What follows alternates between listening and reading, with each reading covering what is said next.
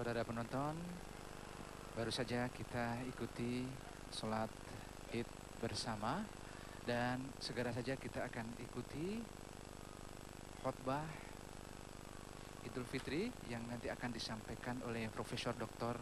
Haji Imam Suprayogo MA yang merupakan Rektor Universitas Islam Negeri Malang, Jawa Timur, yang nanti akan membawakan khotbah berjudul Menjadikan Idul Fitri sebagai Momentum Indonesia Bangkit. Assalamualaikum warahmatullahi wabarakatuh. Allahu Akbar, Allahu Akbar, Allahu Akbar, Allahu Akbar, Allahu Akbar, Allahu Akbar, Allahu Akbar, Allahu Akbar, Allahu Akbar. La ilaha illallah wallahu akbar. Allahu Akbar walillahil hamd. Allahu Akbar walhamdulillahi katsira wa subhanallahi bukratan wa asila. La ilaha illallah wallahu akbar. Allahu Akbar walillahil hamd.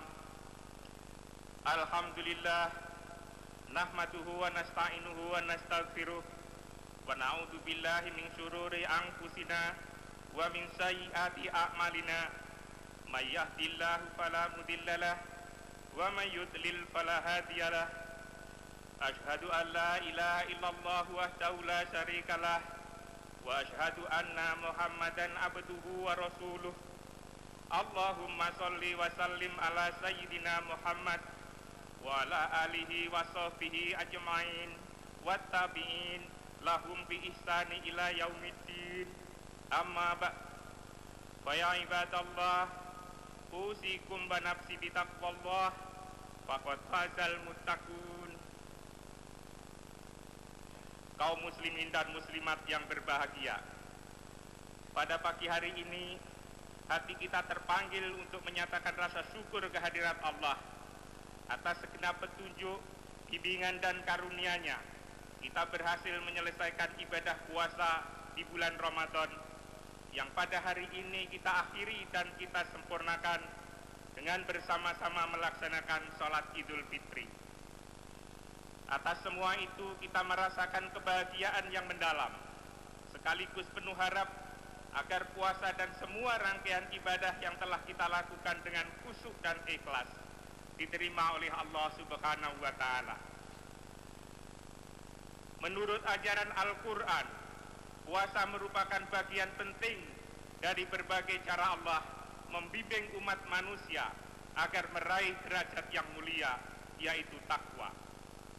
Begitu pentingnya puasa bagi manusia, sehingga Allah menyatakan bahwa puasa tidak saja diwajibkan bagi umat Muhammad, akan tetapi telah diwajibkan pula bagi umat terdahulu, sebagaimana firman-Nya di dalam Al-Quran, Ya ayyuhalladzina amanu kutiba alaikumussyam kama kutiba alal ladzina min qablikum la'allakum tattaqun. Wahai orang-orang yang beriman, telah diwajibkan atas kalian berpuasa sebagaimana telah kami wajibkan atas umat-umat sebelum kalian, agar kamu menjadi orang-orang yang bertakwa. Allahu Akbar, Allahu Akbar, Allahu Akbar, walillahil hamd. Kaum muslimin dan muslimat yang berbahagia, bulan puasa dikenal sebagai bulan pendidikan atau syahrut tarbiyah, yaitu tarbiyah fikriyah, tarbiyah jasadiyah, dan tarbiyah qalbiyah. Sebagai tarbiyah fikriyah, artinya pada bulan Ramadan kita dianjurkan untuk banyak merenung tentang ciptaan Allah.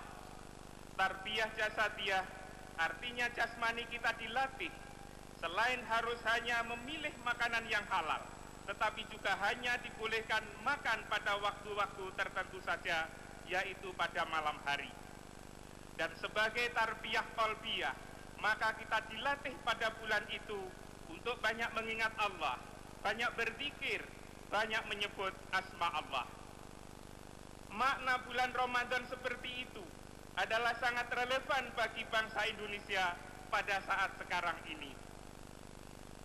Sejak akhir tahun 97 yang lalu, bangsa ini mendapatkan cobaan dari Allah berupa krisis moneter.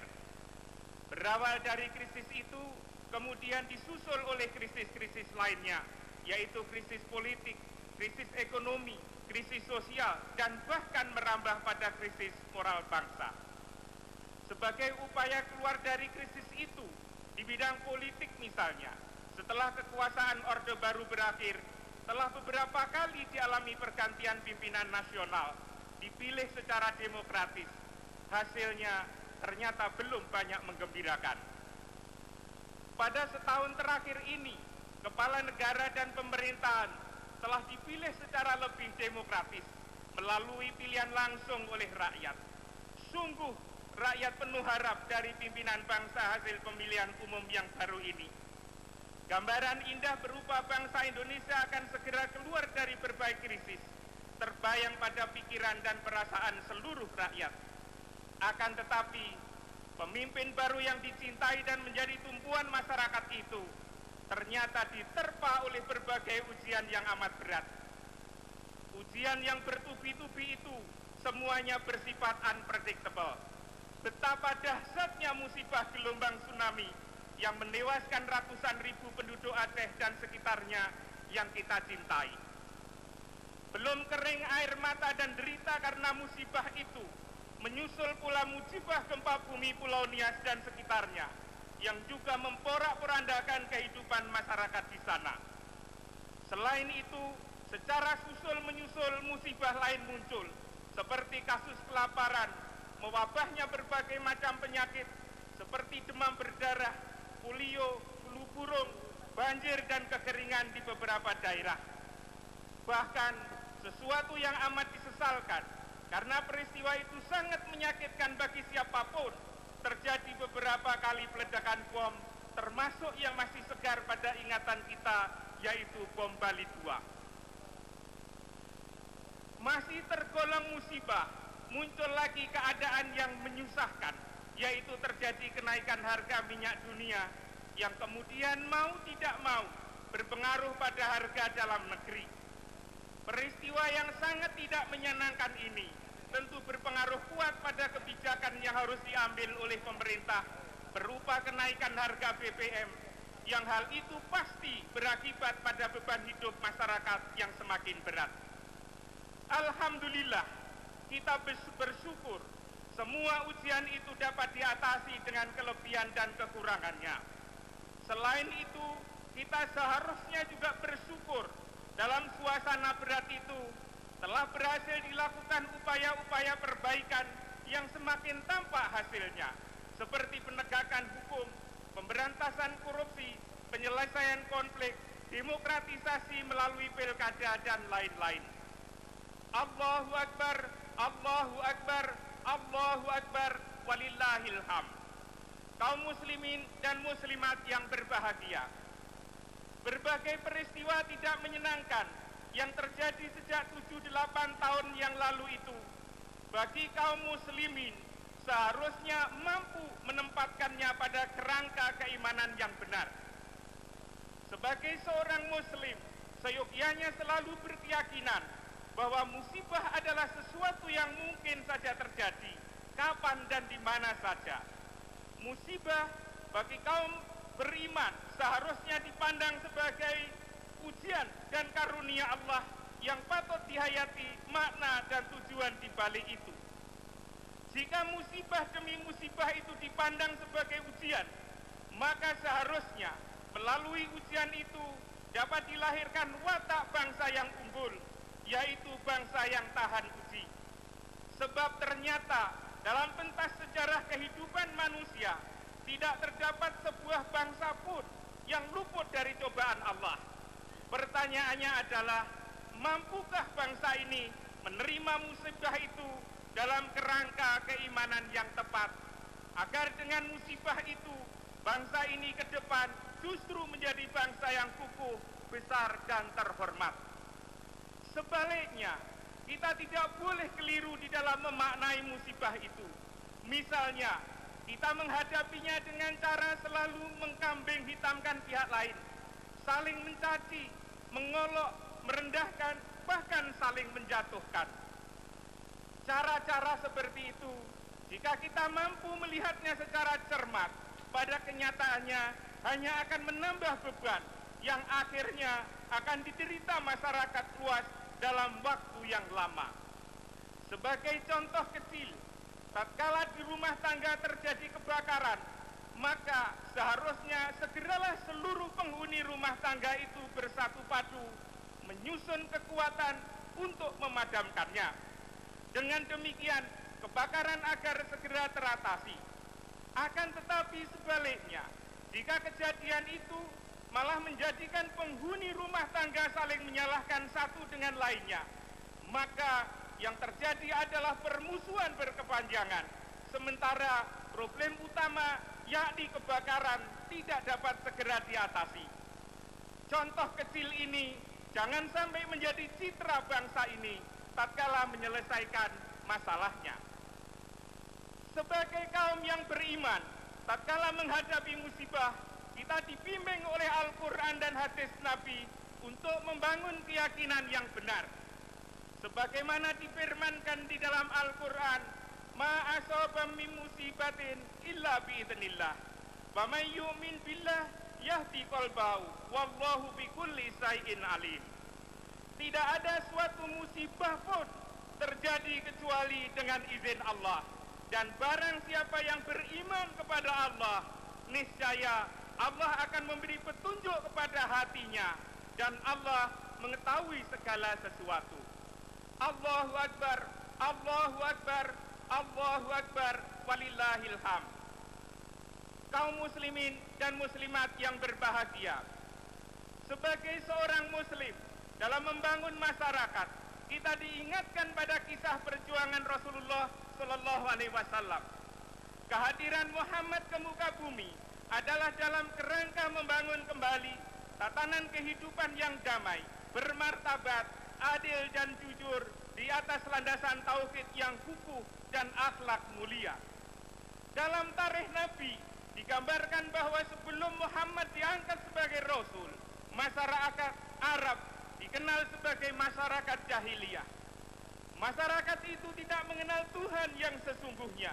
Mereka terdiri atas kabilah-kabilah yang saling berebut ekonomi dan menyombongkan status kehormatan masing-masing kabilahnya. Kabilah yang kuat menindas yang lemah. Tidak ada keadilan dan kedamaian. Kaum wanita diposisikan sebagai kelompok marginal dan bahkan tidak ayal dijadikan bahan perdagangan. Rasulullah tampil sebagai sosok manusia yang terpercaya, melakukan pencerahan serta membangun kembali jiwa dan peradaban umat manusia. Melalui Al-Quran, ia membangun manusia yang bermartabat, berkedudukan setara, tidak ada yang lebih tinggi derajatnya dari yang lain, baik laki-laki atau perempuan. Jikapun ada kelebihan di antara mereka, itu semata-mata atas dasar ketakwaannya. Nabi Muhammad dalam membangun masyarakat melalui pendekatan uswah hasanah, yakni melalui contoh atau ketauladanan. Diberikan contoh oleh Rasulullah bagaimana masyarakat membangun kehidupan spiritualnya, ekonomi, sosial, hukum, dan politiknya. Dalam kehidupan spiritual, Rasulullah selalu menjadi imam di masjid, juga mengeluarkan zakat, sedekah, serta menyayangi orang miskin dan anak yatim. Rasulullah juga memberi contoh bagaimana menunaikan ibadah haji yang hanya dilakukan sekali dalam seumur hidupnya dan bukan berkali-kali, yang mengakibatkan pemborosan yang tidak perlu. Dalam membangun ekonomi, Rasulullah menekankan pentingnya bekerja. Dalam konsep Islam, bekerja disebut amal saleh.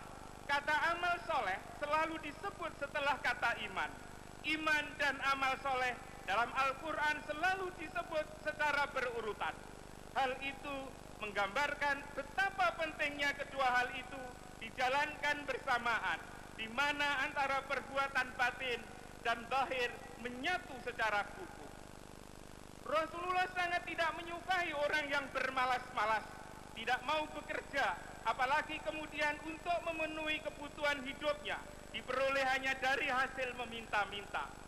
Dalam hadis Nabi, suatu ketika Rasulullah kedatangan seseorang yang tidak memiliki harta sedikit pun, sekalipun untuk mencukupi dirinya sendiri.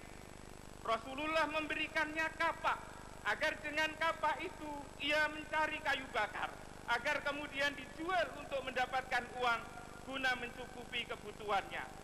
Pencari kayu bakar ternyata di mata Rasulullah lebih tinggi derajatnya daripada penganggur yang akibatnya menjadi beban orang lain. Allahu Akbar, Allahu Akbar, Allahu Akbar, Wallahu Akbar, walillahil hamd.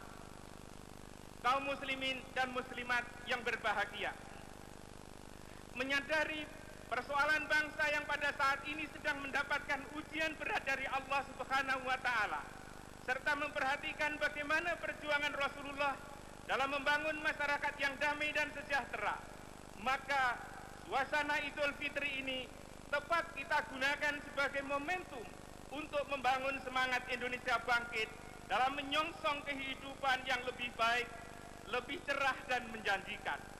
Selanjutnya, Idul Fitri ini akan benar-benar memiliki makna pencerahan terhadap kehidupan bangsa atau menjadi sahrut tarbiyah, bulan pendidikan, jika ibadah ini paling tidak melahirkan beberapa hal sebagai berikut.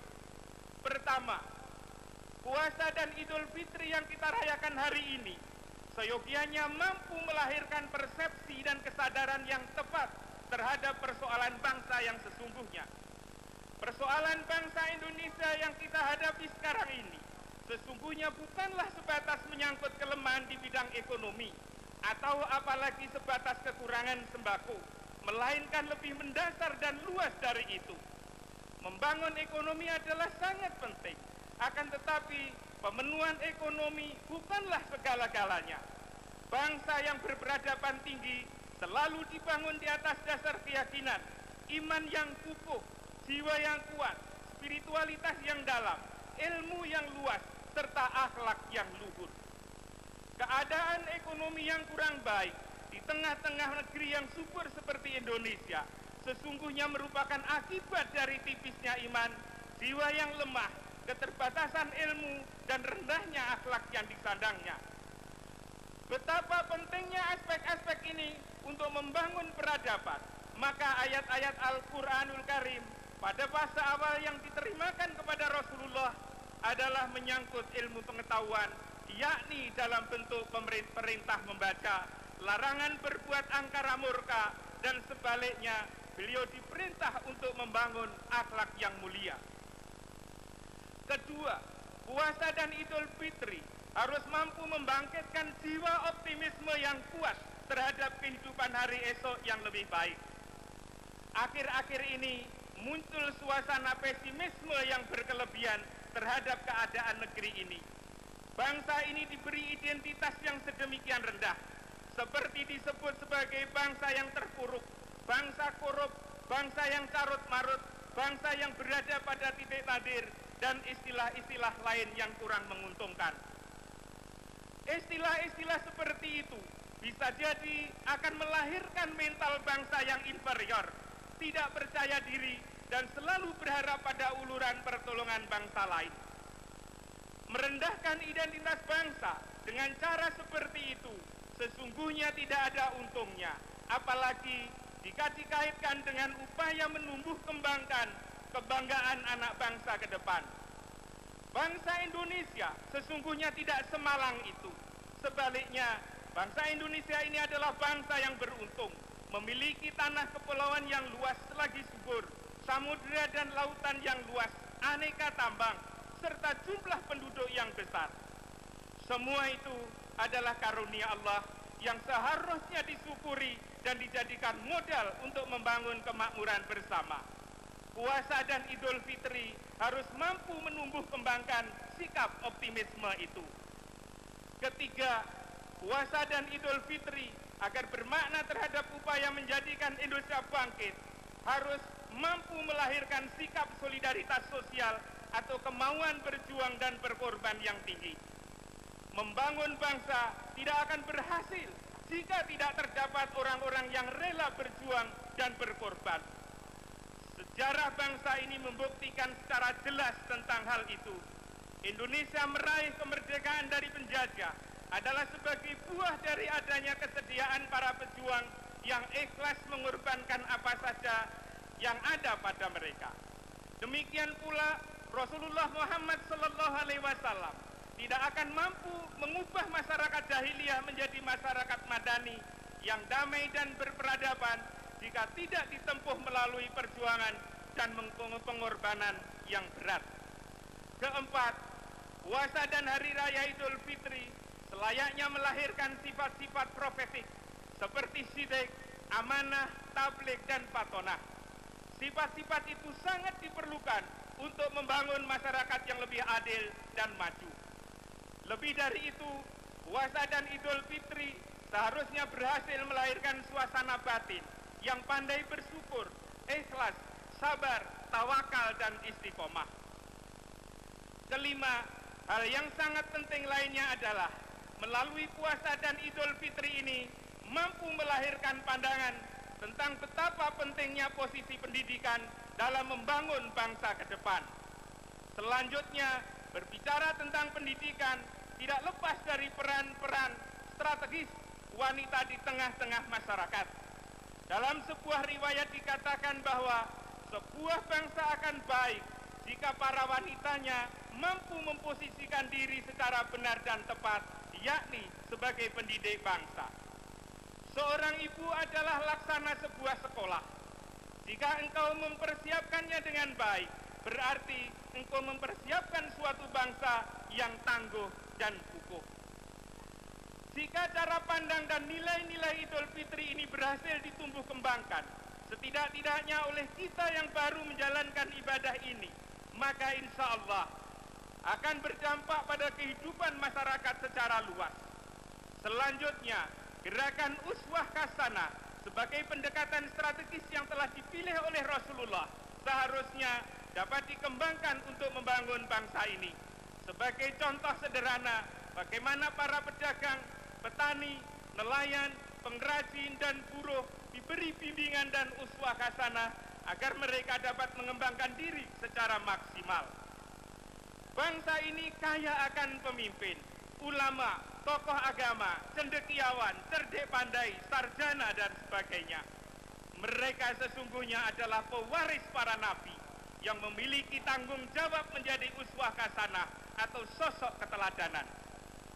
Jika kita mau cermat dan jujur, akhir-akhir ini justru yang diperlukan bagi masyarakat luas dari berbagai tingkatannya adalah adanya peran-peran sosok uswah hasanah atau keteladanan ini yang pada kenyataannya dari waktu ke waktu rasanya semakin sulit didapatkan. Jika beberapa pandangan tersebut di muka berhasil diwujudkan, maka puasa dan Idul Fitri telah mematik hasilnya, yaitu menjadi sumber kekuatan bangsa untuk bangkit, menyongsong kehidupan yang lebih baik dan menjanjikan yang diridhai oleh Allah Subhanahu wa Ta'ala. Akhirnya, untuk menutup khutbah ini, marilah kita bersama-sama berdoa dengan hati yang jernih dan khusyuk memohon kepadanya. Allahu Akbar, Allahu Akbar, Allahu Akbar. Allahumma sholli ala Sayyidina Muhammad wa ali Muhammad. Alhamdulillah, hamdan syakirin, hamdan naimin, hamdan yuwafi ni'amahu wa yukafihu mazidah. Ya Rabbana lakal hamdu kama yanbaghi li jalali wajhil karim wa azimil sultani. Allahumma ya Allah, lindungilah kami dari segala godaan setan yang menjadikan perilaku dan langkah-langkah kami tersesat, perilaku zalim dan mendalimi, yang merugikan kami sendiri dan orang lain, bahkan menimbulkan kerusakan di muka bumi ini. Hiasilah ya Allah hati dan jiwa kami dengan taufik dan hidayah. Ya Allah, kuatkanlah iman di dada kami, serta mantapkan takwa di kalbu kami, agar kami mampu melihat cahaya kebenaran-Mu dengan pandangan yang jernih dan jujur. Ya Allah, kami sadar bahwa kami telah bergelimang dengan dosa, maka ampunilah ya Allah segala dosa kami dan jauhkan kami dari api neraka. Ya Allah, Karuniakan kepada kami kemudahan untuk taat kepadamu, serta menjauhi maksiat. Muliakan kami dengan hidayah dan istiqomah. Luruskan lidah kami dengan kebenaran dan hikmah. Penuhi hati kami dengan ilmu dan makrifah. Bersihkan perut kami dari barang haram dan subhat.